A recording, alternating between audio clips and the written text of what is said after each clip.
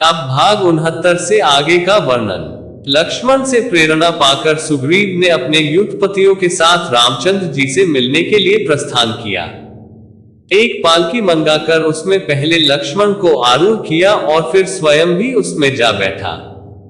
शंखों और भेरियों की ध्वनि करते हुए सहस्त्रों वीरों के साथ सुग्रीव वहां पहुंचा जहां श्री राम निवास कर रहे थे। लक्ष्मण को आगे कर और हाथ जोड़कर विनीत भाव से सुग्रीव श्री राम के सम्मुख खड़ा हो गया। रामचंद्र जी ने प्रसन्न होकर सुग्रीव को गले लगाया और फिर उसकी प्रशंसा करते हुए कहा, हे वानरेश, समय पर अपने संपूर्ण शुभ कार्यों को करने वाला राजा ही वास्तव में शासन करने के योग्य होता है, और जो भोग विलास में लिप्त होकर इंद्रियों के वशीभूत हो जाता है वह अंत में विनाश को प्राप्त होता है।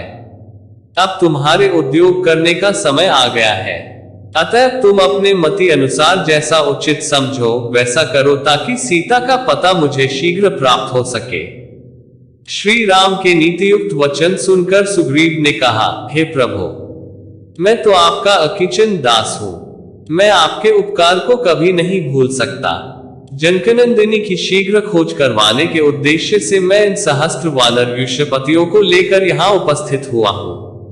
इन सबके पास अपनी अपनी सेनाएं हैं और ये स्वयं भी इंद्र के समान पराक्रमी हैं। आपकी आज्ञा पाते ही ये लंकापति रावण को मारकर सीता को ले आएंगे। इन्हें आप इस कार्य के लिए आज्ञा प्रदान करें। सुग्रीव की उत्साहवर्धक बात सुनकर राम बोले, राजन, सबसे पहले तो इस बात का पता लगाना चाहिए कि सीता जीवित भी है या नहीं। यदि जीवित है तो उसे कहाँ रखा गया है? रावण का निवास स्थान कहाँ है? उसके पास कितनी और कैसी सेना है? वह स्वयं कितना पराक्रमी है?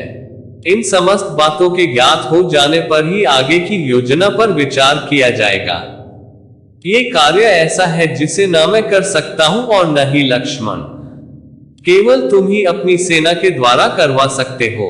राम के वचन सुनकर सुग्रीव ने अपने युद्धपतियों को बुलाकर आज्ञा दी, हे वीर महारथियों, अब मेरी लाज और श्री रामचंद्र जी का जीवन तुम लोगों के हाथ में है।